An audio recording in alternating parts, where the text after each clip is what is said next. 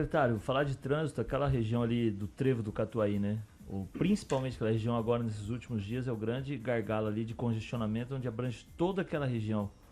Ontem começou a ação ali de proibido estacionar, né, das 6h30 às 8h30. Quais outras ações estão previstas ali e o que falar para a população marinhense? Porque todo mundo vem reclamando e reclamando muito daquela situação ali, principalmente daquela região. Você fala lá no Trevo do Catuaí, Avenida 19 de Dezembro, Mandacaru, aquelas alterações que foram feitas ali.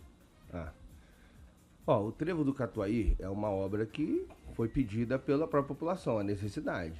Agora, a gente tem que entender que, gente, tem consequências. Não tem como você fazer uma obra daquela magnitude onde você tem que interromper o fluxo de veículo em um trevo, né, que é uma interseção de uma rodovia federal e de uma rodovia estadual, que, na verdade, acabou por jogar o trânsito dessas rodovias para dentro de Maringá e achar que não vai ter consequências. Lógico que vai ter. Isso é igual, não sei se alguém já fez obra dentro da própria casa, morando na casa.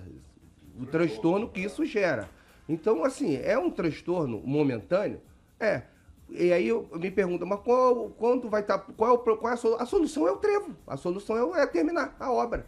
Né? Enquanto não termina a obra, nós ficamos adotando condutas paliativas para você minimizar o problema aqui ou melhorar ali. Né? E essa situação do Catuaí, por uma situação do acaso, no segundo dia, porque o primeiro foi o domingo que a gente fechou, no segundo dia, que foi a segunda-feira, uma carreta ficou 4 horas enguiçada na saída depois da Coca-Cola. Ali. 4 horas a carreta. Na verdade, enguiçada não, houve um acidente. Ela bateu num veículo, ficou o trânsito 4 horas com meia pista naquela situação.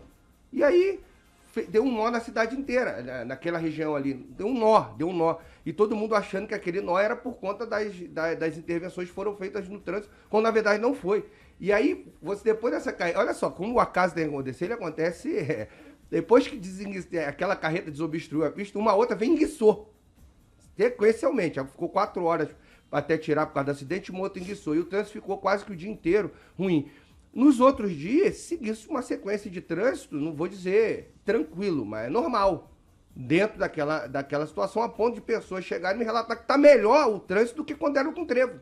Sem aquelas intervenções ali. Por conta de semáforo, pessoas já me relataram isso. Agora, você vai me perguntar, quem está sofrendo com aquilo? Quem mora no Ouro Cola está sofrendo demasiadamente.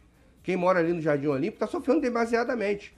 Quem trabalha ali no industrial está sofrendo demasiadamente. Porque a solução que eram as únicas possíveis, que foram aquilo não foi eu que inventei.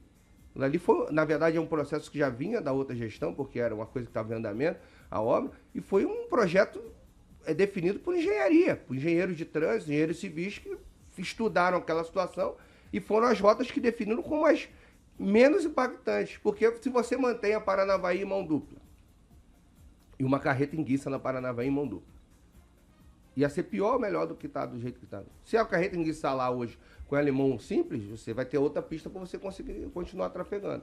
E você tem uma curva na interseção lá no final da entrada do Ouro Cola. Se ela enguiça numa curva, ia travar totalmente a saída e a entrada daquele bar. Então você tem que pensar nessas situações que podem acontecer.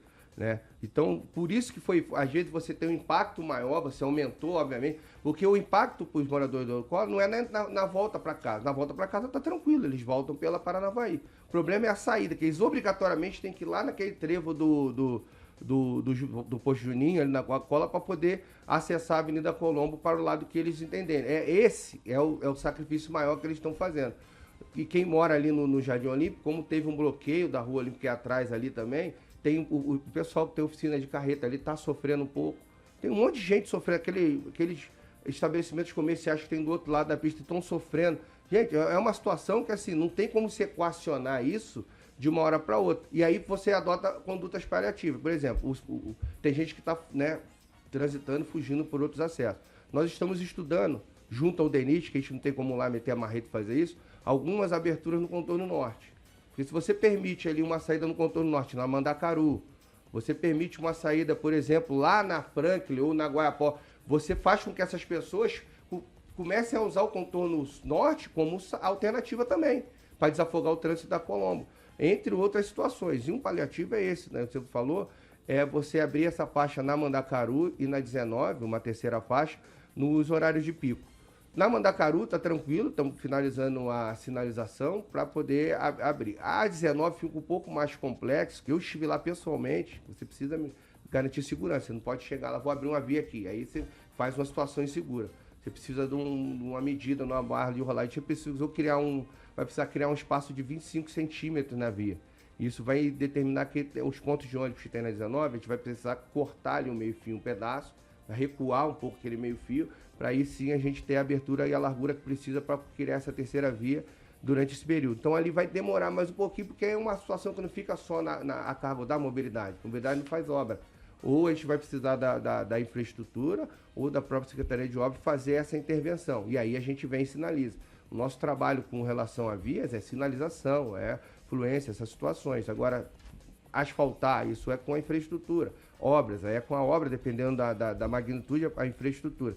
Então são situações, mas são situações que já foram conversadas com o Wagner Múcio, só que ele está com uma outra intervenção grande também. A gente tem um cobertor, gente, que ele é curto. Você vai puxar ele para um lado, você descobre o pé, descobre a cabeça, etc e tal. Então a gente tem que ver o que é mais urgente, o que está gerando desgaste, o que pode gerar em consequência. Ele está com intervenção para resolver aqueles problemas de alagamento. E está chovendo direto. Então não tem sentido ele sair de lá da outra intervenção que ele já está em andamento para começar uma outra. Então tudo isso nós estamos executando da melhor maneira possível.